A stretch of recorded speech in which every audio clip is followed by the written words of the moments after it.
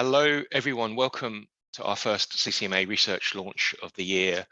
And I think without exaggeration, it's fair for me to say this may be the most important research launch that we've ever done here at the CCMA on the topic of colleague wellbeing in the contact center. And I think that's reflected in an incredible attendance, one of, if not the highest attendance for any of the research launches that we've ever done. I'm really looking forward to sharing with you the findings from this research in the next hour or so. I'm going to give you a presentation, and then I'm going to invite Emma, Bridget, and Phoebe to join me in a live discussion of some of the findings that we'll be sharing with you. So very much looking forward to our panel discussion. You'll see on Zoom the Q&A function. So if you'd like to ask me any questions, if you'd like to ask our panel any questions, absolutely make use of the Q&A. And by all means, please also use the chat function. Tell us where you're dialing in from today and chat with others on the call. So before I get into sharing the findings, I just want to make you aware of some amazing things we've got going on at the CCMA in 2023. So we've got about a month left to submit awards for the UK National Contact Centre Awards. The prize giving ceremony will be in London in June. And there's about 4 weeks left to submit your awards. So if you haven't already done so, do get those award submissions in. And there's about a week left. The portal is still open for our member benchmarking. So this is the second year where we've done this, and we had a great take up last year. If you'd like to know how all of your key operational benchmarks and KPIs stack up against other contact centers, get onto the portal, submit your benchmarks. We will give you a specific personalized, tailored report showing how your performance compares against other contact centers. And just a few other things very quickly to shout out. We've got 2 Connect events coming up. We've got Changing Customer Expectations at WebHelp in Sheffield on Wednesday, the 1st of March. We've got Effective Multi-Channel Management at SSCL in Newport, Wales on Wednesday, the 26th. Thinking all the way to September, we have our National Contact Centre Conference, again at the QE2 in London on the 26th of September. And we have some new offerings in the Academy, including a brand new set of courses targeting colleagues on the front line. So check out all of the new offerings on ccma.org.uk and see what we've got for you in our training academy. And so let's talk about contact centre colleague wellbeing study. This is a topic that is of universal interest. It's a topic that's been discussed at all levels. It's in the headlines, in our news, and I'm delighted to be able to unveil to you today what I think is the most comprehensive study ever done. We've done a bunch of things. I conducted in-depth interviews, spent hours and hours talking one-on-one with people on the front line, advisors and team leaders. We then did a much bigger structured survey of 303 advisors and team leaders. And then we took that into discussions with 11 heads of contact center and directors. So we've got perspectives from leadership. We've got perspectives from the front line. We've got in-depth qualitative points of view. We've got a survey point of view. And I'm going to try to distill all of that in the next 15 to 20 minutes for you. The full report is going to be launched this afternoon. It should be online round about 3 p.m, 2 to 3 p.m. from ccma.org.uk. You don't have to be a member to download it. It's a free download. So please do check out that report as it's launched this afternoon. There's a lot in there that I won't have time to be able to share right now. But in terms of what I would like to share with you, let's start by understanding well-being. Let's set the context. What is well-being? Well, I'd like to share with you what I think are the 4 core components of well-being. Number 1 is a sense of balance. If you have balance in your life, if your work in life and your life outside of work is in balance, that is an important part of well-being. Feeling control is essential to well-being, or should I say the opposite? When you start to feel like you're losing control of any aspect of your life, that's when your well-being suffers. Effectively managing demands on your time. We will have huge demands on our time, and many of us have increasingly great demands on our time. And when we can stay on top of that, when we feel on top of that, then typically we feel better. But when things start to unravel, when life and time starts controlling us, then that's not good for our well-being. And ultimately, it's about being able to operate the best of our ability. When you feel like you can show up, you can present as good a version of yourself as possible in work and outside of work. That is really key. Those are the 4 core components of well-being, and we'll come back to those throughout, because those are the aspects that we as people and we as colleagues need to think about and need to maintain in order to maintain a sense of well-being. And well-being isn't just the right thing to do. It isn't just morally and socially desirable. Well-being is proven to directly affect business outcomes. So last year, Deloitte talked about absences and the cost of absences and the cost of presenteeism. So absences, we all understand, are when people have to take time off because they are sick. Presenteeism is when people show up for work despite being unfit for work. And the total cost of absence and presenteeism, according to Deloitte, is more than $50 billion a year and has increased significantly since the pandemic. I think it's fair to say that we are living in what might be described as a post-pandemic hangover. We haven't had time yet to recover from the trauma that was inflicted by the pandemic. And we've gone straight into other crises. We've gone into a cost of living crisis. And the result is, I would say, reduced resilience across our nation, reduced resilience across our workforce, and a challenge with well-being that is costing us money.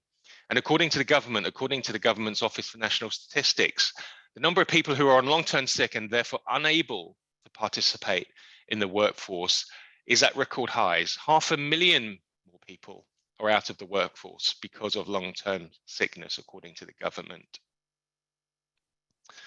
So let's move on to the specific research. And I want to share with you how common, how frequently experienced are symptoms of work-related stress and burnout. And we included 5 potential symptoms, which you can see here. And we asked people in our survey, our colleagues on the front line, do you experience any of these symptoms? I often feel emotionally drained at the end of my workday. I sometimes have difficulty sleeping due to work-related stress. I've had problems with my physical health. I've had problems with my mental health due to work. I often feel lonely at work. All of these symptoms are telltale signs of when people are operating and working in a state of depleted energy, when the resilience has been depleted, and they have to continue working. And this is what happens when you are working in a state of depleted energy and resilience. And to show you the results of the survey, so 1 out of 4 people on the front line that we surveyed said, I often feel emotionally drained at the end of my working day. And almost 1 out of 4, 23% told us, I have sometimes have difficulty sleeping due to work-related stress. Now, if you take all of those 5 symptoms and you add them all up, in other words, what proportion of colleagues on the front line experience at least one, have ticked at least one of those boxes? The answer is 53%. So more than half of our colleagues on the front line experience one or more of these symptoms. So I think it's reasonable to conclude that the challenge that we are all experiencing in the post-pandemic hangover is showing symptoms that you can see here. So more than half of our colleagues are experiencing these symptoms. So it is a very, very real, and it is a very, very widespread challenge. So I've talked about resilience. How do we build resilience? I think we all know, we can all identify with what it feels like when your resilience and when your energy is depleted. How do we build resilience in the contact center? I think it's important and actually quite useful to think about resilience as energy. So there are aspects of work and aspects of life which give you energy, which recharge your energy. There are aspects of work and aspects of life which drain your energy. So when I talk to people on the front line, there are a number of common universal things that drain energy. And I don't think any of these will be unfamiliar to you. Difficult customers. There's an awful lot of evidence to suggest that customer expectations have and continue to rise significantly. But also, let's remember too, the post-pandemic hangover and the depleted resilience that we see in the wider world is reflected in the types of conversations and the level of anxiety and the level of difficulty and the tonality of the conversations that we have in the contact center when our customers themselves are facing challenges with their well-being. We see that because we are the front line. So our contact centers, if you like, are a barometer of what's happening in the outside world. And when customer conversations are difficult, that drains the energy of the people who have to talk to the customers. Difficult systems, of course, and I think for many of us, this is a reality, and particularly since the pandemic, because we did great work in bringing in lots of new capabilities, self-serve capabilities, but typically that brings its own challenges on the back end. It brings fragmentation. It means more screens. It means more things that the advisor has to deal with to do their job. It means a greater cognitive load on the advisor in order for them to do their job. And when you're operating in a state of constant cognitive load, that can drain your energy. And the reality is, for many of us, we don't have a lot of shrinkage in our teams. We just don't have that buffer built in. We're in winter. We're at that time of year when sickness and flu-related, cold-related absences are at their high. You can probably tell from my cough that I'm one of them. Although obviously this is not presenting as I'm fit for work today. I've just got a cough. But the reality is, particularly during this time of year, when people have to take time off for sickness, it places an extra burden on other teams. And in many cases, the shrinkage just isn't there. We're also operating in an environment that is of economic headwinds. And the reality is, when budgets are under pressure, budgets in the contact center often can and do get cut, which puts further pressure on the teams. And this creates the cycle. It creates the cycle, or which is caused by this lack of buffer that we have. To get more granularity and more detail around these factors, we actually included 21 factors in our survey.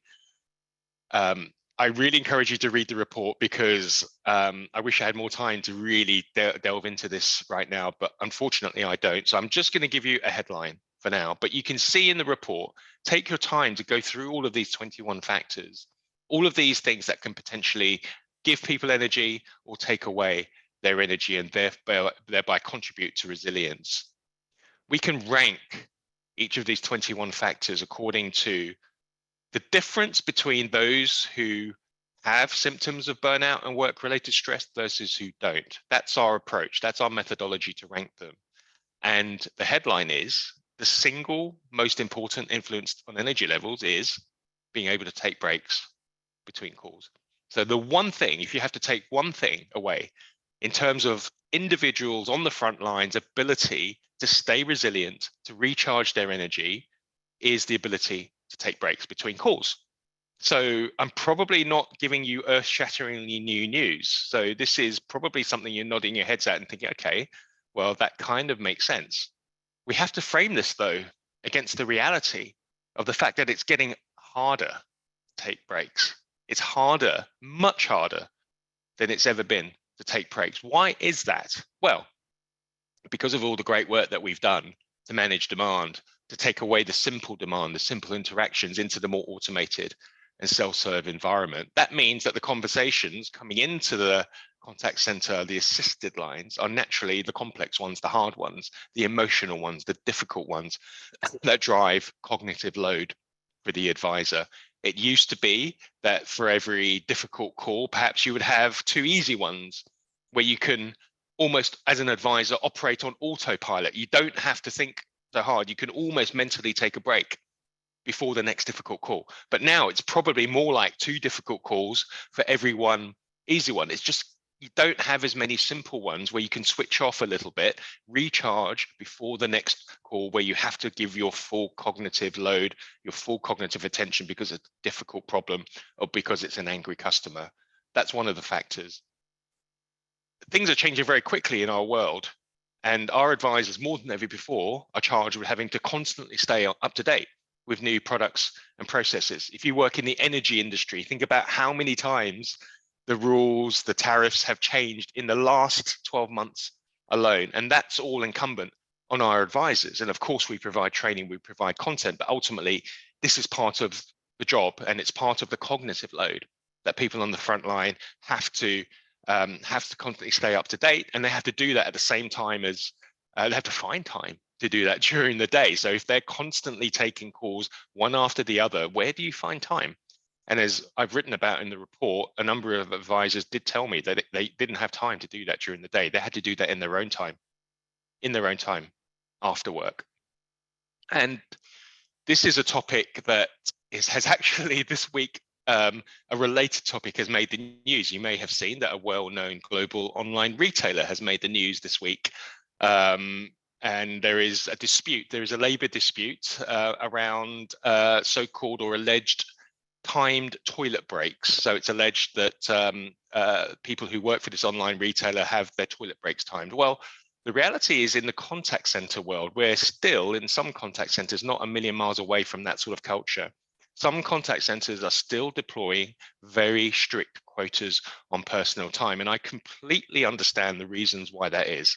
I completely understand the need for controls and for safeguards.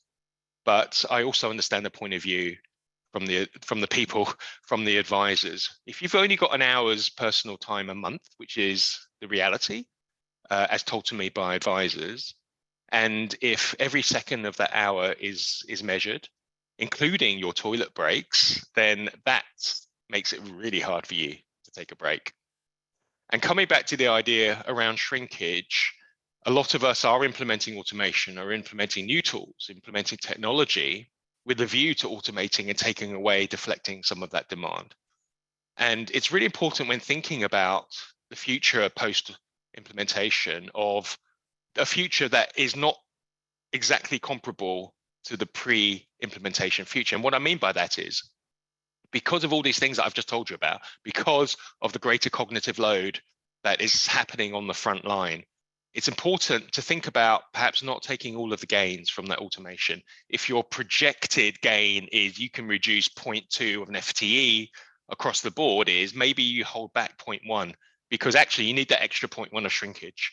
You need that extra 0.1 of buffer to allow people to take those breaks, because the nature of job has changed. The nature of job has changed. In fact, it has occurred to me, I wonder if our culture and our overarching processes within our industry, our contact center industry, which were predominantly designed in a previous age. They were designed in an age of high volumes of repetitive calls that people were trained to do. And each call was pretty much like the next call. You can take a very, very high volume of those. We were built for that culture. We still operate, or we were built for that world. Are we built for the new world? Are we built for the world where actually not every conversation is the same? Each conversation is really, really different, and there's so many more demands on our front line. I wonder if we need to rethink, in many cases, the way that we are operating and the culture that we have in light of the new reality. Of course, I don't need to tell you that we are living in a world of rapidly rising costs, and we wanted to explore in our research the link, or if you like, the impact of rising costs on people on the front line. And there is overwhelming evidence from the research that there is a concrete link between financial resilience and emotional resilience. So let me show you some data points, much more in the report. The question is, have you made cutbacks to your essential spending? Essential spending, that's your gas, that's your lecky, that's your food, in the past 12 months. People on the front line told us 3 out of 10, 28% people on the front line said, yes, I've had to make cutbacks. And this is not non-essential discretionary, this is essential spend. So 3 out of 10 people said, yes, I've had to cut back. And another 16% said no, but I might need to in the coming 12 months. So that's about 3 out of 10, which actually, if you look at, this isn't, the same question exists in ongoing surveys done by the government. And this actually tracks quite closely. So it's pretty much on par with the national average, 28%. 17% of those we surveyed who work on the front line said they've had to use a food bank in the past year. 23%, or about 1 in 4, say they spend more time in the office already because of the cost of heating their home. Another 41% say they may need to do so in the future. So that's 2 out of 3 people who may be coming back to the office in order to save money on energy bills. So I've just said to you that this, at least the proportion who've had to cut back, is about in line with the population.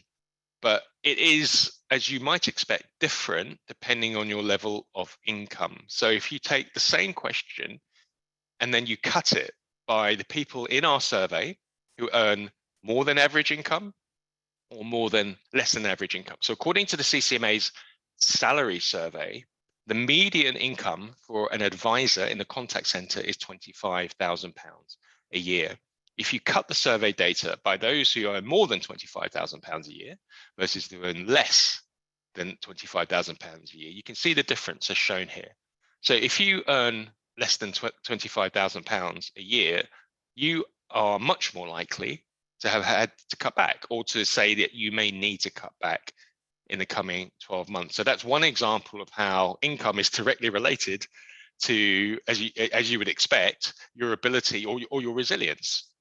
But here's another way to show the link between financial and particularly emotional resilience. I've shown you these 5 symptoms earlier. If you cut it by the group of people who say, I'm not going to need to cut back, I haven't, and I don't think I need to, versus the group of people who say, I've already made cutbacks on my energy or my food, or I think I might need to in the future. You see a vast difference in people's resilience as illustrated by their exhibiting these symptoms of stress. If you just take the first symptom at the top, I feel emotionally drained often at the end of my workday.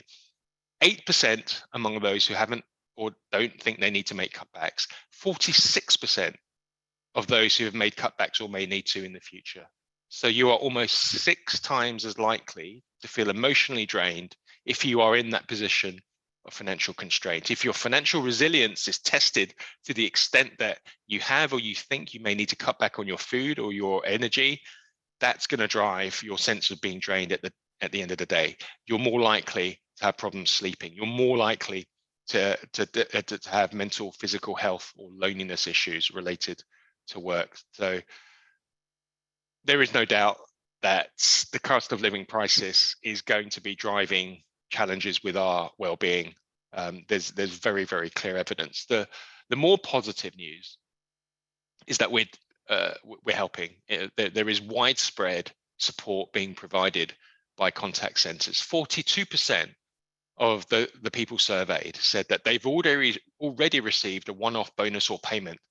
And almost 1 in 4, 24% said they've had a pay rise. And there's many other types of support that employers are providing. And I believe in 2023, that level of support will only continue to accelerate and will only continue to proliferate as awareness of this topic continues to grow, as our understanding of this topic continues to grow, as our desire to support our colleagues continues to grow. And it's not just the right thing to do, as I said, it's good business practice. And finally, I just want to leave you with some tips around how to create a supportive culture. I talked about how I wonder if our culture is the right one, our culture of high levels of monitoring, our culture of trying to manage downtime as much as possible. I wonder if that culture is still fit for purpose for the new reality of what our people on the front line are dealing with. So it's only right that I try to also suggest some ideas on how to create a supportive culture, and you can obviously read more in the full report. So clearly, resilience is a collective concept, but different individuals have different levels of resilience. So you've got to try to spot resilience when you are recruiting.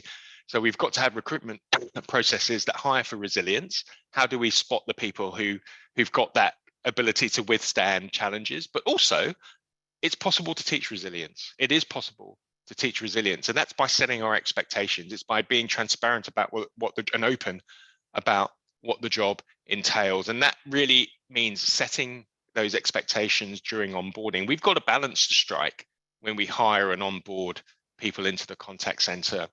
We can't sugarcoat it. We can't deny it is a hard job, and that not everybody is cut out for it. But we can't also at the same time make the onboarding process so difficult that we scare people away. So that's the difficult balance. That's a challenging balance to get right.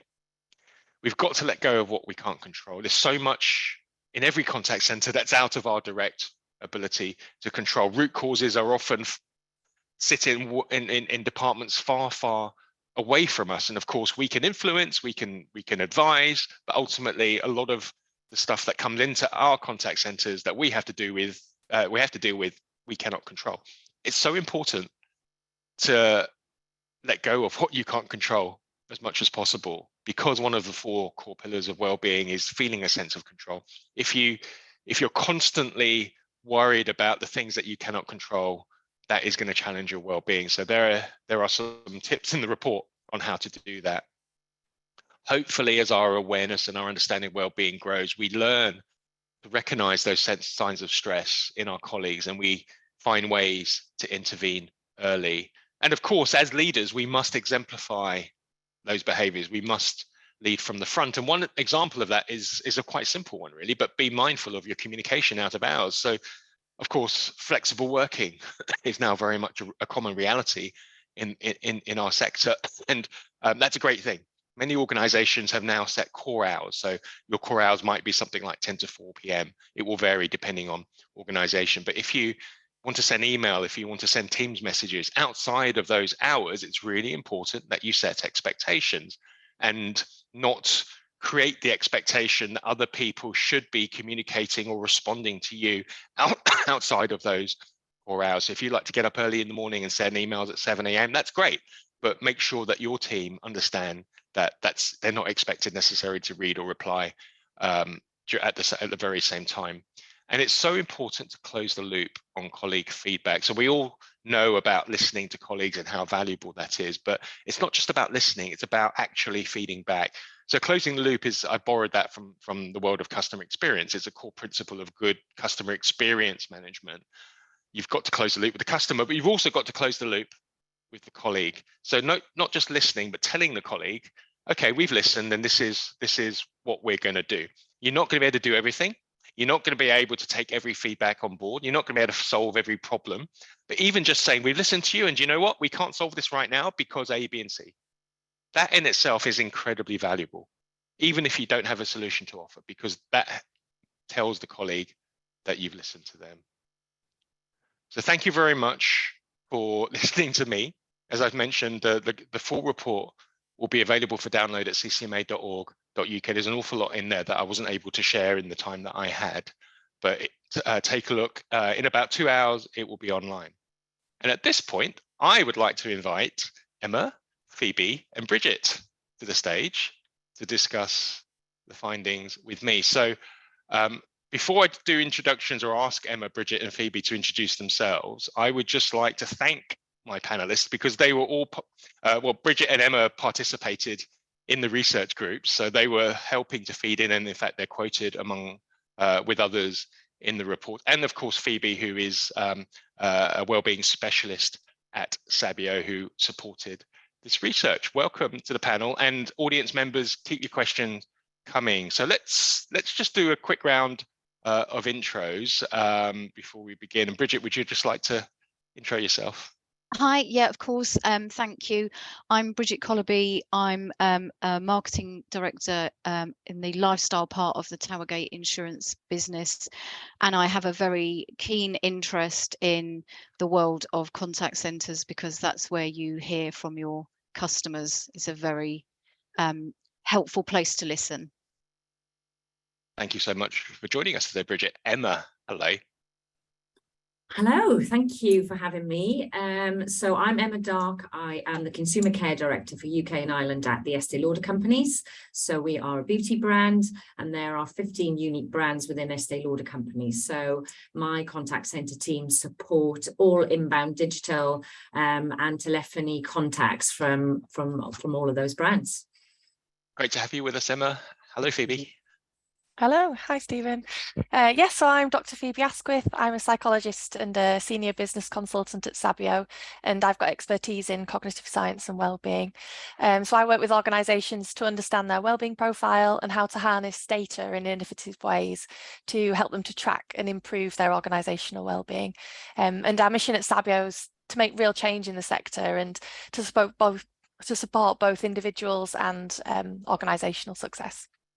Thank you, Phoebe, thank you. It's nice to have you. Thank you so much for all the work that you've done to help me with the research, and of course, the Sabio for for helping to support it. So Oh, I'm going to kick off with a pleasure. question. I'm going to kick off with a question, and maybe I could direct this to you, Emma, in the first instance, but then invite Phoebe and Bridget also to comment. So I've mentioned this idea of a post-pandemic hangover, this idea of sort of depleted collective resilience that we all experience as people, having gone straight from a pandemic into other traumatic environments, if you like. I just wanted to ask you, Emma, is this something that you recognize, and is it something that you've seen affect you and or your team? And if it is, how do you deal with it? What steps have you taken to help you deal with it and if possible, overcome? Yeah, definitely. I mean, wholeheartedly, from a personal and professional perspective, can resonate with all of the points called out there. So, won't kind of regurgitate the things that you'd already called out, but that was real life for us, definitely, at Estee Lauder Companies. And I think, there's lots of talk of the new norm. And as a leader, I'm still figuring that out, actually, because I think, there was no rule book going into it. And certainly there's no rule book coming out of it in terms of the right way. So we operate a hybrid working model. And, just to kind of reflect a little bit about, the what we had to overcome, definitely when we got everyone back into the office or the contact center last summer, there was nervousness. So we were dealing with, that kind of anxiety of being amongst people again. Actually, people were less resilient to the noise. That was a big one for us. People feeling a little bit embarrassed about being overheard again, taking telephone calls. So that was something that probably was we hadn't really factored when we first kind of reopened. And people had made adjustments to their lives. So they bought a dog, or they got a new routine with yoga or walking or something or other. And it was fair to say that, COVID lasted that long when we were all at home, that I understand why people had new kind of habits formed over that period. So those were that was the baseline in which we were dealing with. And I feel like we've come really far, actually, in terms of how we've overcome that, and still learning. So, don't want to say we have all the answers, that's for sure. But I think about our sickness absence and that short-term sickness absence just before we came back in, and when we first reopened, we were getting up to 8% on short-term sickness. And that's normalized now. Always have to touch wood when I say these things. So, around about 3%. And why I think we've got to that point is, several things really. First of all, flexibility, which you called out. We do have a hybrid working model, as I said, and therefore we do say that, we'd like you to be in the office 2 to 3 days a week. And so what we've done is allowed flexibility to choose when those days are. So therefore, people still feel like they've got the freedom. Now, I say to the team leaders, don't police that around when people are coming in, but just keep an eye on it, because we just need to make sure we don't need to have a welfare conversation if people are starting to fall off the radar again. But certainly discourage them from policing it and watching it to that kind of way. And then what we do is have like anchor days. So throughout the week or the month, we think of themes in which we can make it more purposeful for people to come into the office. So, kind of making it more fun and engaging, and a reason to come in. And again, if it's a rostered off day, or people have got personal things they can't come in, then we say that's fine. So allowing that flexibility, but we create a bit of a call to action in terms of them wanting to come in. And they don't all align with their team leaders, but the team leaders do ask, and have that relationship where they say, come in on those same days with us if you can. But we try and keep it as loose and flexible as possible. What's also worked for us is we've thought about the space, and that's taken time. I remember when I first walked in, it was like Armageddon had happened, the world had ended, and it was a mess. And actually the space was used by a different team, and we had inherited a new space, which was great because it was our area and it was just for us.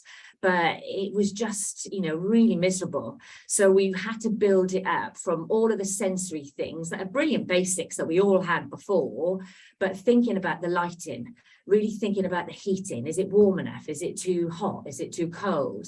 Introducing colour into the space, bringing product into the space, thinking about the coffee machines and things that people really wanted that were like a home from home comforts, having plants in the area as well, you know, all those things that are not rocket science, but we certainly had to really think again about the sensory element of the offices.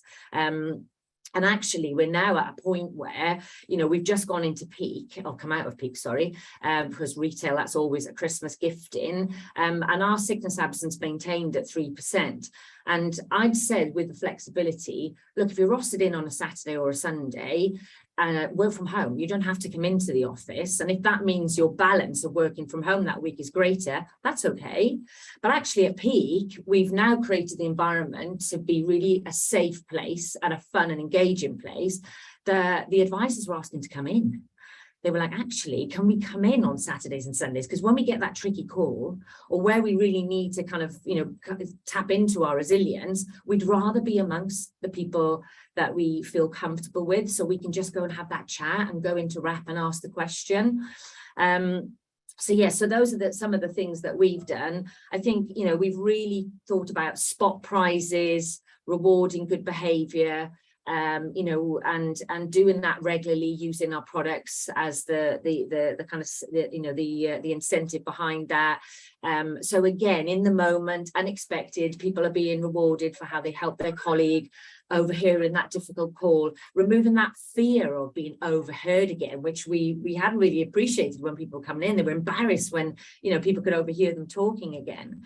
And some of the things that worked when we were remote around huddles. So we've started reintroducing those kind of bi-weekly now huddles of where, as a management team, we every day, and we talk about performance and we think about subjects we want to cover, and then the team leaders will capture some of the key points into those bi-weekly huddles.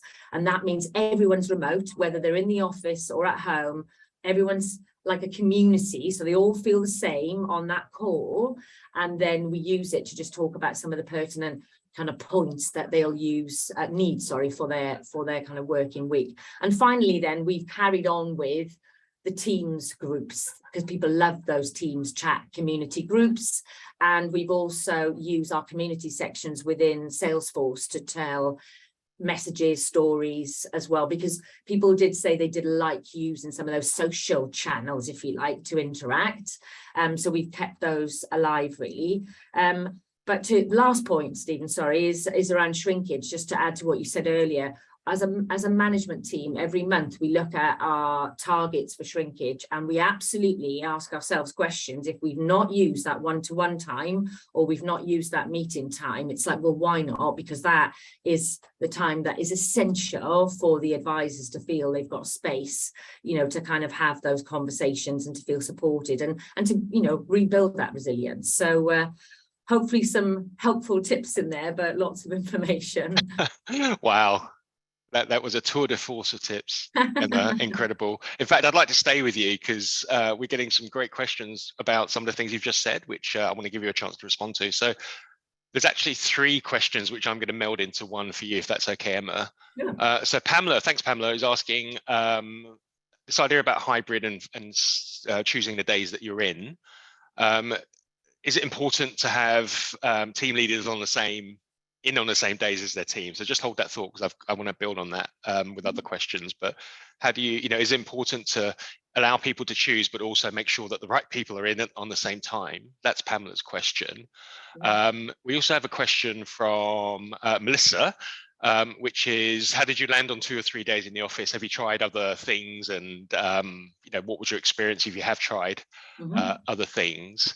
And anonymous attendee, thank you, anonymous, asks, when you do those spot prizes, where does the money come from? Is it your budget, or does it come out of someone else's budget? Yeah, sure thing.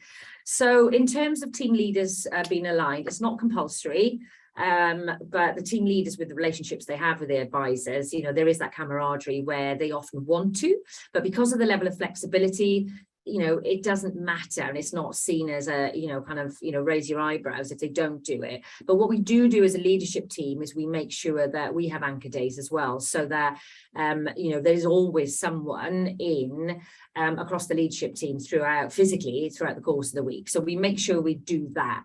And then the team leaders, if they are at home or some of their team, you know, are in the office, they've got their own team meetings, and they do that always using a Teams group, because again, everyone's equal. There's not like the elephant in the room because you're not in and they are. So we just make sure that's how you keep it really kind of balanced. In terms of the 2 to 3 days, that's a directive from our global kind of team, and in the region, that is what we've been asked to follow. I would say we're probably, if I'm being honest, better at doing that than the rest of the business. Because there's still, you know, kind of, you know, a reluctance to want to come in on those number of days. So we follow suit with the region, but as I said, we do allow flexibility. So if someone's got a particularly challenging week, they're just not feeling it, don't want to come in, or they've got personal reasons why it's better for them to work from home, then, you know, we do allow them to do that. But in the other regions, some of the contact center teams work less days.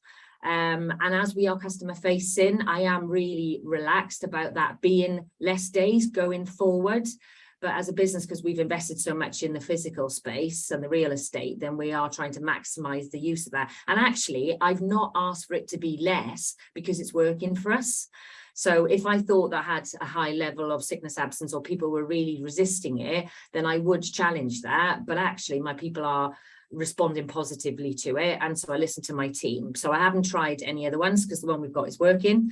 And in terms of spot prizes, I have a central OPEX within which is a budget for incentives, and we are able to, because we're taking products from stock, we're able to just kind of cross charge the cost price of that and just declare it so we know what we're using and spending. But that is for me an easier way of kind of doing the spot prizes. Got a full audit trail of it, but I don't have to go and get my expenses signed off every time. I've got a cupboard of products that I can give in the moment. So it feels like a more flexible way of us utilizing and giving those spot prizes. Emma, thank you so much. I'm going to take another question from the audience, and I'd like to direct this to you, Bridget, in the first instance. So it's a question from Kristen. Thanks, Kristen. Actually, I think it builds on something I talked about, which is hiring for resilience and training for resilience. And Kristen asks, how do you hire? How can you hire for resilience? Are there any sort of specific tools or ways to hire? And I would build on that by also asking you, Bridget, how do you train for resilience as well? Hiring and training resilience. Yeah, so I think back to your original point about setting expectations from the off. So the reason I'm really interested, you know, as a marketer, is that we're used to looking at customer journeys. It's important to look at employee journeys as well. So ensuring that you're setting a realistic expectation, but framing it positively. So I feel like it's really important to frame the roles around the fact that you're helping customers, you're possibly helping customers at a stressful time for them, and that anything you can do, regardless of the system constraints that probably everybody's working with, etc., you're helping them to make progress. So I think that framing and using positive language is really important. I think when you're interviewing and talking to candidates, getting across the challenges of the role, you can do that positively, in as much as what we're finding is our customers are currently really concerned about this, and what we're doing to support you to help our customers is, and that could be tangible things around the process, could be resources where you can signpost, say, a web page that's got support area for customers, could be your softer skills and well-being coaching, it could be specific training and courses that you've got, and that closing that loop to your point, Stephen, about, you know, and we also have conversations about common queries that are coming up that are new, and that how we respond to them. So I think there's that. Then on the interviewing, You can obviously try to ask specific questions that drive around the points of resilience. So an example might be, and it's like a competency-based question, but, tell me about a time when you were having a difficult time, or a friend was having a difficult time. What did you do? How did you manage it? What did you learn about yourself for future? And that will drive out those types of answers where you can kind of establish whether you think somebody might be able to grow that resilience with more exposure and training and coaching. And then the sort of the other thing that we do at a local level in terms of building almost like local resilience is everybody takes in information differently. So it might be verbal at the interview, it might be experiencing the office, but equally it could be visual. So we're putting together at the moment, we're updating a brochure where there'll be a section around the customer and bringing them to life, because bearing in mind it's the same as your granny, uncle, brother, sister. They're not a commodity, they're actually people having a difficult time for whatever reason. And then sections on well-being, so things that your colleagues like to do at lunchtime or after work and places that they go to, recognition that might be in place, the fact that you might start in cohorts, and the sort of training that's on offer, not just the technical training, but the kind of resilience and well-being type training, which could include things like nutrition, whatever. And then I think also the career pathways point around something realistic. So if you're 21 and starting your first role, in the nicest possible way, understanding how your managing director got to be managing director, you're not going to kind of feel like that's where you're headed next, but maybe the next role and the one after that. So a combination of those things is what we're doing. And I would urge people, if you're not working with your marketing and communications team, they can help. They really can help, especially with framing positive language for things. Bridget, thank you so much. Phoebe, I'd like to ask you a question. And you've worked with lots of organizations. You've looked at well-being from so many different angles. And I'm really, in fact, I think it was you that inspired me to sort of think about this idea of updating our culture, and whether our sort of culture, which was built for a previous era, is still fit for purpose in the modern era of difficult, complex, variable, not repetitive or consistent conversations. I'd just like to ask you, what are your thoughts on how contact centers should be potentially evolving their culture to be as supportive and as resilient as possible? Yeah, thanks, Stephen. I think I'd first like to say that I really liked your equivocation of resilience with energy. I think that's really, really useful. And I also just want to hack back to Emma's point, actually, about often, and I know Emma mentioned the phrase kind of, oh, it's not rocket science, but they've put a lot of different smaller things in place that do make a big difference. And I think that's really a kind of an important point to take away from this conversation and this research in general, is that often with well-being we kind of sometimes things can feel that, or actions can seem kind of insignificant, or people don't necessarily put smaller things in place because they think, oh, it won't make much of a difference. But when all of these things kind of come together, they do make a huge difference. And that's because resilience is not just one thing. Yes, we can teach and create awareness around resilience, but actually resilience is built across a kind of multi-pronged approach, really. It's built across lots of different areas of the organization. So you need to start thinking about resilience in that sense with a more kind of holistic view. It's not the responsibility of an individual, and it's not reliant upon a particular area of culture or area of environment. It's all of these pieces kind of coming together. And organizations can help to create resilience by recognizing the different kind of core pillars that contribute to it. So some of those include employee fulfillment. So that could be through fostering a sense of meaning in their work, or creating increased trust or autonomy with agents when they're feeling kind of overly scrutinized or bound in by really strict scripting, that type of thing. And also going back to what Bridget said, that could also be through building really clear career pathways, and that type of thing can really help agents to feel fulfilled in their role, and increase or boost energy and engagement with what they're doing. There are also these environmental factors. Emma mentioned a few of them, so I won't go over them again, but these, as I said, really can make a difference. Leadership and strategy more widely really feed into resilience. So these are factors such as role modeling. I think you mentioned that earlier, Stephen, and creating teamship. So that can be through providing managers and employees more generally, but I think team leaders and managers are key, with developing empathetic skills and emotional intelligence to be able to have really open and kind of rich conversations around what the employee experience and what can be done to help each individual and make sure everybody feels supported. So yeah, I think they're kind of the main things I would say. I think also on a wider scale, being really open to change is another really important thing around resilience. So this is, to being resilient means responding to change, feeling equipped to be able to deal with situations that occur, and feeling confident when things, you're going through a rough patch.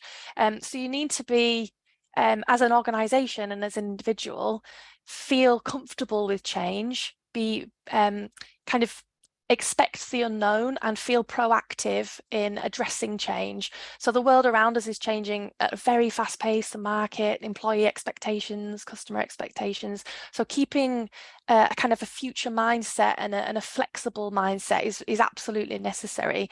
So organizations shouldn't be kind of sat on their laurels or have a sense of, oh, it has worked for us, so that means it always will. I think that's really key, and it feeds in again to, like you said, Stephen, about these are the processes, these are the ways of working that have worked in the past for us, and therefore these are what we need to kind of keep. And that might not be the case with the changing roles and environment that we're seeing at the moment.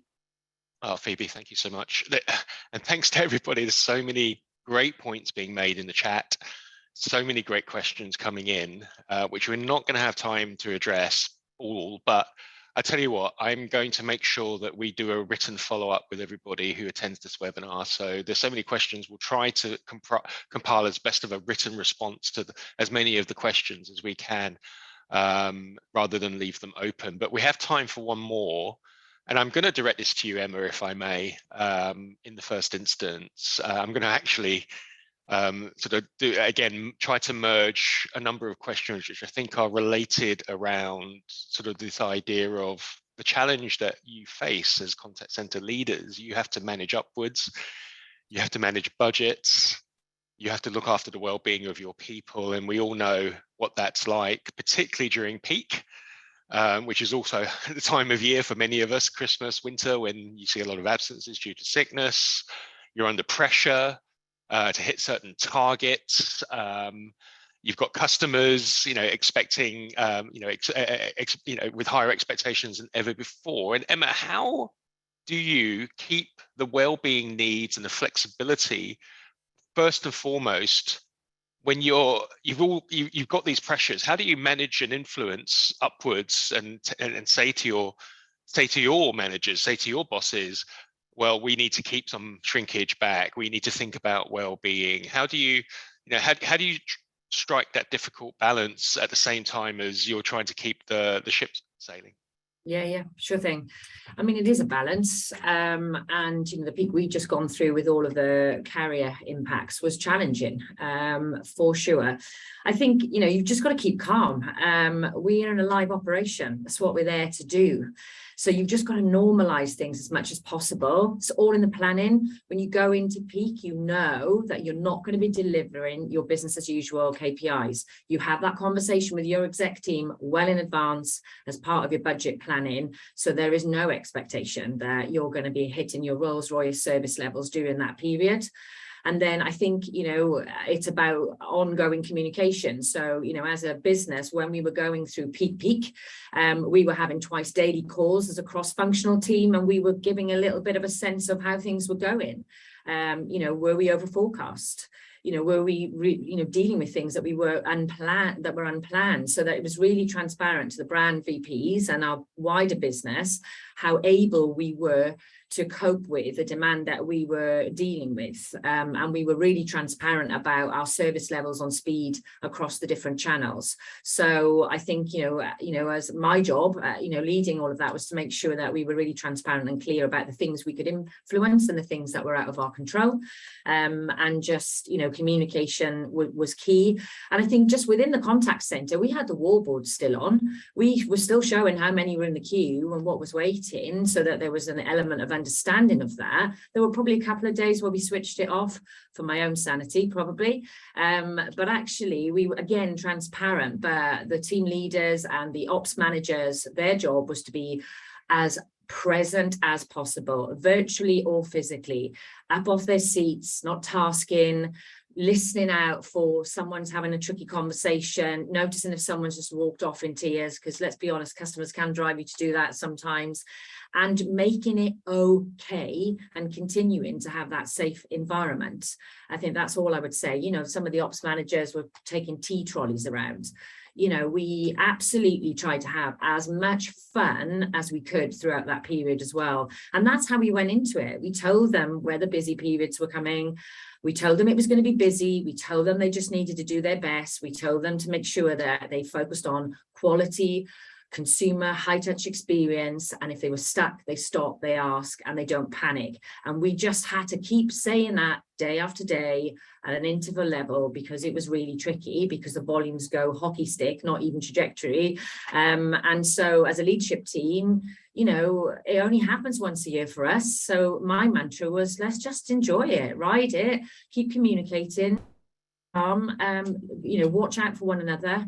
We're not robots, we are people. And, my role was to take the heat out of that and make sure that the senior people in the business understood what was in our control and what wasn't. And making sure after all of it, you do a proper retrospective and you look at where the business could have helped you perform better to serve the consumer during those unprecedented times. Emma, thank you so much. An hour is never enough, and our hour is absolutely up. I would like to thank our panel, Bridget Collerby from Towergate, Emma Dark from the Estee Lauder Companies, and Dr. Phoebe Asquith from Sabio. I would like to thank Sabio for supporting this research. Please read the full report, which is going to be online in about an hour and a half. It's a free download for everybody. There's a lot in the report there that we couldn't cover today. And finally, I'd like to thank all of you for dialing in. I hope you got some useful insights out of today's session. I'd like to wish everybody the very best of luck for 2023. Above all, please be well. Thank you so much. Thank you, everyone.